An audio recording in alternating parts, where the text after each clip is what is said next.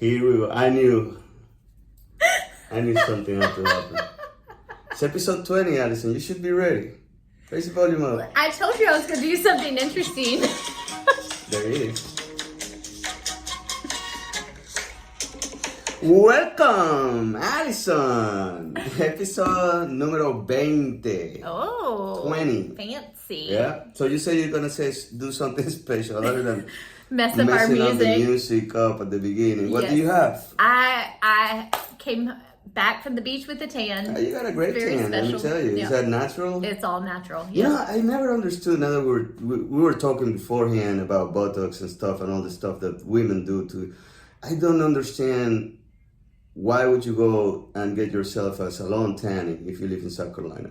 Well, because it was cold till mid-January. I get it. Mm-hmm. But no, I went to the beach. You went to the beach, I went right? to the beach, but I came back for episode 20. Again.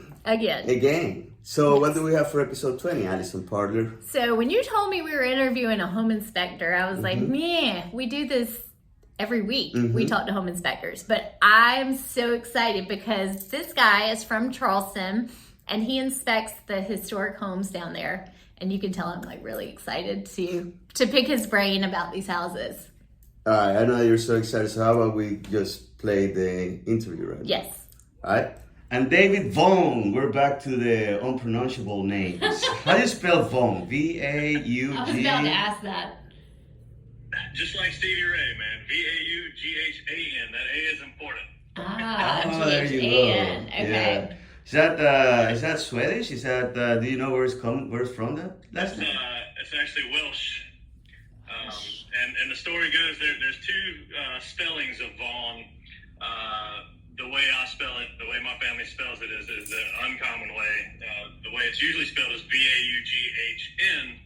And the story goes that the Vaughn clan, the Welsh Vaughn clan that spelled it without the A were a bunch of rapists and murderers. So the family members that wanted to separate themselves from that clan wanted to maintain the name, separated and added the A. I don't know how much truth there is to that, but that's what I heard. Well, and I'm pretty sure that that lineage of rapists and murderers just ended when you took the A away, right? Yeah. So David. Do not associate with those. So David, we understand that you are right now your current full-time job is being a home inspector, right? And you work on the Charleston area. Charleston. That is correct. Charleston. Charleston. He's clearly not from the Charleston area. So tell me a little bit about that area and a little bit about yourself. Yeah, so the area, Charleston, very historic place. It's absolutely been booming really the last 10 years, but especially the last 5, I would say. Almost doubled in population, it seems. There's some benefits to that, of course, and a lot of downfalls to that as well. We've had to deal with some traffic issues, some infrastructure issues, that kind of thing. But, Charleston's a great place to live. It's, especially if you're a history buff like myself, there's a lot to do here. There's a lot of great food here. There's, as you know, a lot of great golf courses, lots of history, beautiful homes, beautiful architecture. And I've been very fortunate to work in the construction inspection industry for a long time. Now, I actually worked for the city of Charleston as a municipal code inspector for about 8 years before I started my own private inspection company about 5 years ago. And before that, I did geotechnical engineering, foundation design, that sort of thing. So been in the business for quite some time, and it's really been a treat to get to see a lot of the guts, if you will, of these old historic houses down here. And I've been in a lot of them, so there's a lot to see. I am super jealous. I went to College of Charleston, so I lived down there and grew up close to Charleston. And it's definitely one of my favorite cities. And every time I visit and I look at those houses, I always want to go in them and explore. So you get to do that on a daily basis, pretty much. Yeah, I don't get to go into the old historic houses as much now, unless somebody buys one these days. So that's not very common. considering how much they cost and what kind of investment that is. But with the city, you know, as a municipal inspector, a lot of those old houses are constantly being renovated. And just some of them have been renovated over 20 times, you know, in the past 100 years. And with that, we would do municipal inspections in the houses and get to go in and out pretty much on a daily basis. But now I may get to go in one about once or twice a month, but I've seen most of them. So David, trying to tie it up what we see here in Chapin and in Columbia, South Carolina, to what you have been through in Charleston.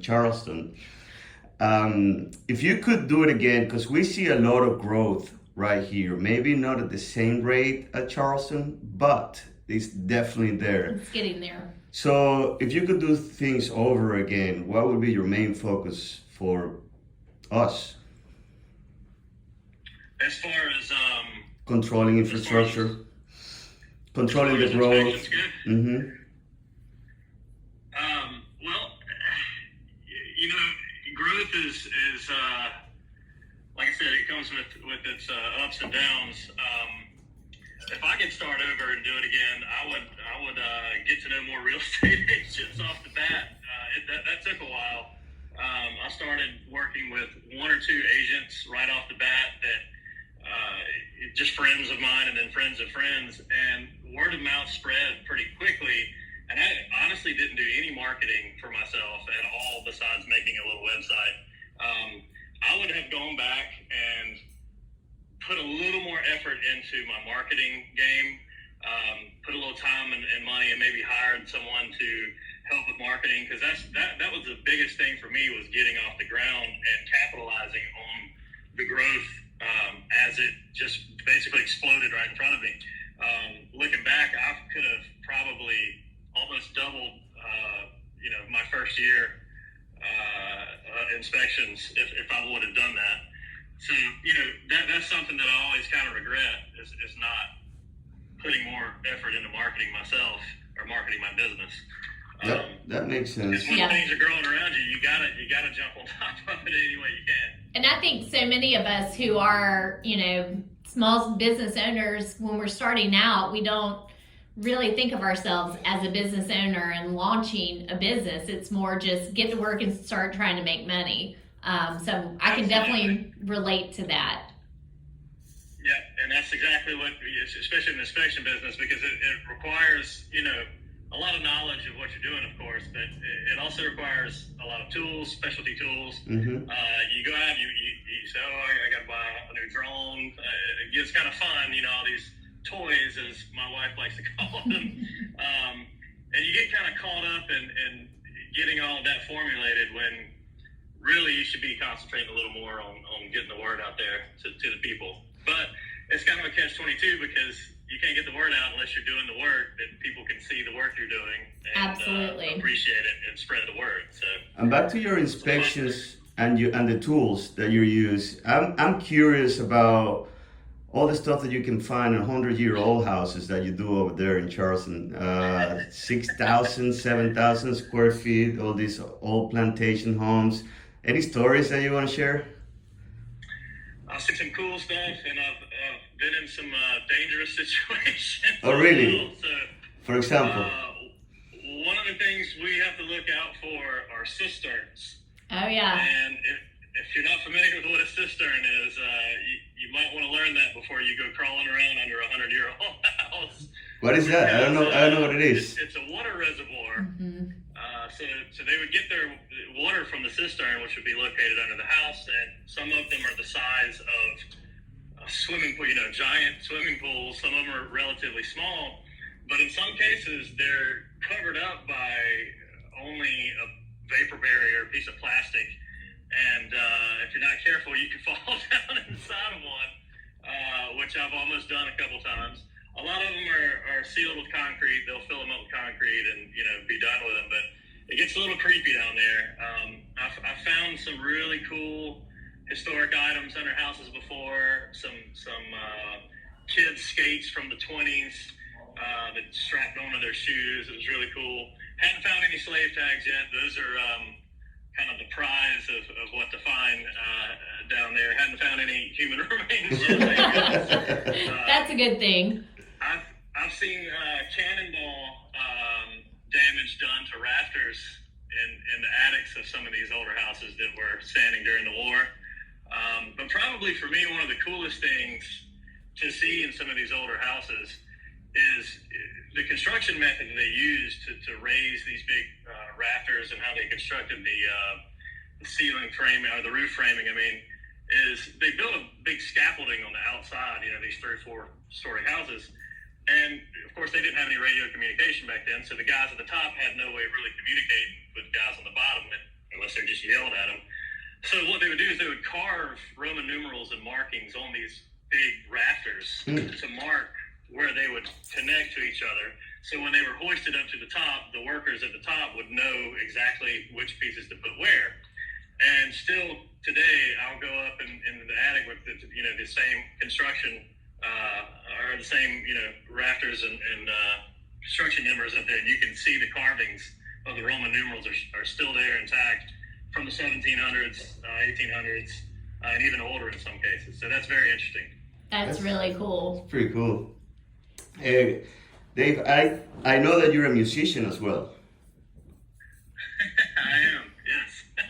Tell me a little bit about I know that music in Charleston is a big thing. They have a good, solid scene in there. Tell me a little bit about your band and what do you do and how do you manage to do so many things at the same time? How many hours is your day? So Charleston is we call it a cultural melting pot of musicians. It's absolutely amazing just to see how many different professional level musicians are here and how talented they are. You'll see a guy one night playing upright bass with a jazz quartet, and then 2 nights later you'll see the same guy playing an electric bass with a rock and roll band. And the same with drummers. And if you can play an instrument professionally, you can have a 5-night-a-week job in Charleston. There's plenty of music, great music scene. As far as my background goes, I grew up playing guitar and drums and whatever I can get my hands on. And when I went to the Citadel, kind of everybody and their brother played guitar, so I wanted to try something different. I got into bluegrass music and what we call gypsy jazz or swing jazz, David Grisman, quintet, Django Reinhardt kind of stuff. And I wanted to play the mandolin, kind of like David Grisman. So I started playing the mandolin, learned how to play bluegrass. Long story short, got into a couple bluegrass bands and have been playing ever since. My big band that I helped form, I think 6 years ago now, it's called the Traveling Kind. And I guess we call ourselves Red Dirt Americana. I guess if Hank Williams Sr. and the Allman Brothers had a baby, that would kind of be us. So, that's a lot of fun. It's a 6-piece band, electric instruments, drums, electric guitars. I play the electric mandolin and the tenor guitar in that band. And we got our second album coming out pretty soon. But, we're all growing up. We all have kids now, and we can't live in a van and travel the country like we used to pre-kids. So it's kind of a weekend warrior musician type thing for us now. But it's still fun. We have a blast doing it. We get to meet interesting people. Still travel a little bit, go out of town and play. Maybe I'll come play at your party for you. Oh, yeah. Yeah. That would be fun. Let's do that. He'll get you on the books. Well, so I still am curious about the whole home inspections. How have you seen, do you feel like the home inspection industry has changed since you got into it? Because I know just for me with real estate, when I first started, you were talking about tools. I don't feel like the home inspectors came out with many tools. It was more just, what they could see. Whereas now, we're seeing people use infrared, testing for moisture and like you mentioned drones. So talk to me a little bit more about the tools you use and your process, especially in these older homes. Yeah, so that's you nailed it right on the head. So the tools allow us to, and I say see because we both know that the inspection is visual primarily visual, but that's not always the case because we do use tools such as moisture meters. I have a pretty sophisticated one that can actually detect moisture up to about 5 inches below the surface. So that's used around toilets, sinks, under windows, places that you wouldn't immediately observe any damage or any obvious moisture. This device can tell me if it's back there, and it can help me find the source, which comes in handy a lot. Because water takes the path of least resistance, and where it ends up isn't always where it started. Infrared cameras, I use a thermal camera. That helps a bunch. You kind of have to be careful how you word that because it doesn't allow me to see through the wall like Superman, but it does allow me to see heat signatures and cold signatures that would indicate something there that would warrant further investigation. So as the technology gets better and better, and most importantly, less expensive.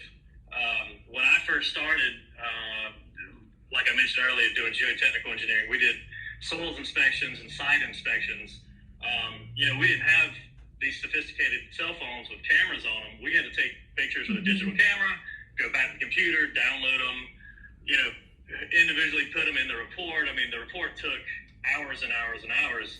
Whereas now I do the report on site, and 9 times out of 10, my client gets the report before I even leave the inspection. That's a huge time saver there. And like I said earlier, the equipment being more affordable, the first thermal camera I used was $5,000, close to $6,000. Wow. And now the one I use I can get for $500, and it's just as good as that one 10 years ago. So that allows more people to kind of get into it. It allows us to work more efficiently and provide our clients with as much information as we can possibly give with a visual inspection. And the drone is a lifesaver. Those 1800s houses that are 4 stories and the pitch of the roof is like this. I'm not climbing that. There's no way. I don't have the equipment, but I want to at least be able to give my client an idea of what the condition of the roof is. So, this drone can fly up there and take high definition pictures and zoom in and see exactly what's going on up there and at least give me an idea instead of just saying, hey, I couldn't climb the roof. Sorry, you're out of luck. Hire a roofer. Same with crawl spaces. There's some crawl spaces that I wouldn't get in, and I'm 6'2", 180 pounds soaking wet, but there's a lot of tight spots you can't get into. Now we have crawl space rovers that can actually traverse the crawl space with a high definition camera that I can manipulate with spotlights on it. So at least give me an idea of is there mold, is there wood rot, is there termite damage, something that I would normally not be able to see and get to. The technology has definitely changed in the past 10 years and helps us a bunch. That's pretty cool. So I have a random question for you, and you're gonna laugh at me. But the thermal camera that you use, is it like the same kind they use on ghost hunters to detect heat signatures? It's the same concept, yes. So have you detected any unnatural beings in any of these homes? She's scared of ghosts. I'm not afraid of ghosts. I am so intrigued by these older homes and the history, and so let him tell me his story. Yeah, I just kind of tap on it and make sure it's not malfunctioning, just like the other way. I kind of don't want to know. There's something around me, especially down in the cistern. Yes. Yep. Yeah, that's terrifying. She knew I was going to laugh about it. I knew you were going to laugh at me, but it's okay. It's all right. I've been asked that before by clients on the site. They'll see me using it and say, is that the same one they use on Ghost Hunter? Yeah, the same one. It's also the same device that firefighters use in a fire to find cold bodies, because in a fire, your body temperature is going to be much lower than the fire is. So, in fact, the actual brand I use, or the one that I use, is the same one that firefighters keep on their person when they go in to fight a fire. So that's one of the reasons I bought the one that I use. So those cameras, those thermal cameras, when you use it in old structures, old homes, that they don't have the same, or anything as close as the same insulation type that they're using in new homes. aren't you creating like unreal expectations to buyers? How do you walk that fine line? Yeah, so there has to be a knowledge base there of what it is you're looking at, and a basic understanding of what the thermal imaging is telling you, because there's a lot of settings, a lot of things that you have to be aware. Eminence is one of them. So reflective material, anything reflective, metal, like ductwork, stuff like that, will give you a false reading. It looks like it's either hot or cold when actually it's just reflecting an image back to the sensor. And it takes a little bit of education to know what you're looking at, because anybody that's never used one before goes out there and just starts looking around with it, is gonna may think the world's crumbling down if they don't know what they're looking at. So yeah, there is kind of a basic need to educate the client that, hey, it's an older house, insulation may not be as good, especially it has original windows, wooden windows. You see all the leaks around the windows, or any penetration in the home at all, really.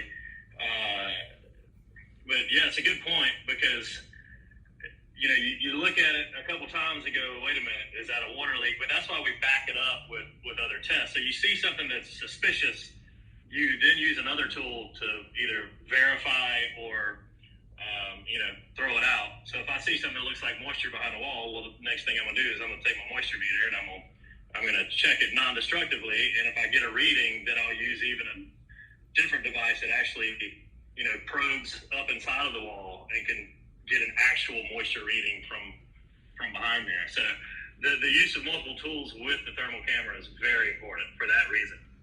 Cool. Well, are those your favorite houses to inspect, the old ones, or you're like, no, just give me a new construction and press the easy button? The fee for those are definitely my favorite. Because they take all day. And yeah, there's something about you kind of form I know this sounds strange and not in a sexual way, but you form a relationship with the structure. You kind of got to get to know it. How's it breathing? How's it moving? What are the sounds that it's making, if any? It's kind of in other words, I spend the first 20 minutes walking around, just kind of opening doors, flipping switches, going backwards against my tracks, looking to see how everything connects, how the walls connect, how the windows are laid out, just kind of getting to know the house, So with those old historic houses, you do get this feeling that you're a part of something bigger than just this cookie cutter house that was thrown up in 3 months down the street,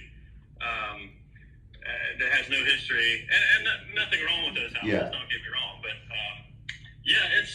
it's a great feeling, honestly. So I think we need to schedule for his next inspection at a historic home for you and I to go down and be on site. Oh, that'd be cool. Yeah. And then and do it on a day you're playing, and then we can come hear you play.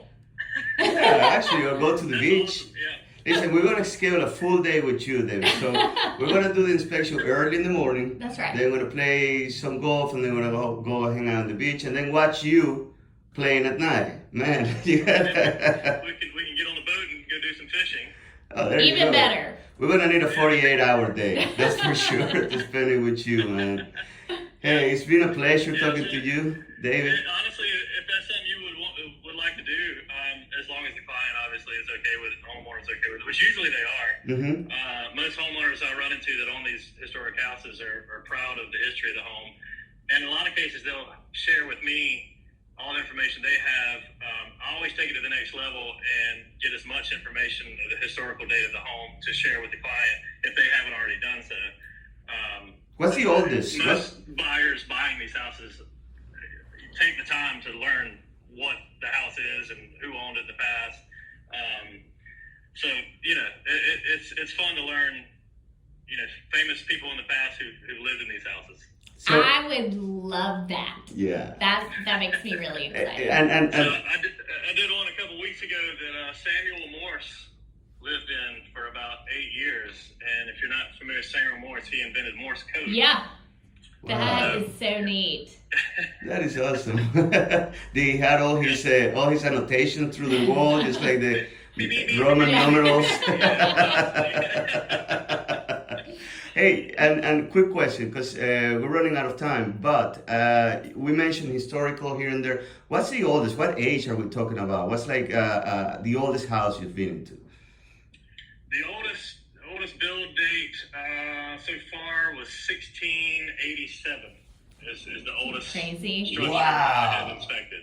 Dude, I was thinking like we were talking about the 1800s, No, man. not 1600. Charleston. And those houses 16, still they- up and running? Yeah, it's they're gonna be there forever. As my grandmother would say, they don't make them like they used to. Not even close. I mean, you think about what that house has survived: massive fires, a major earthquake.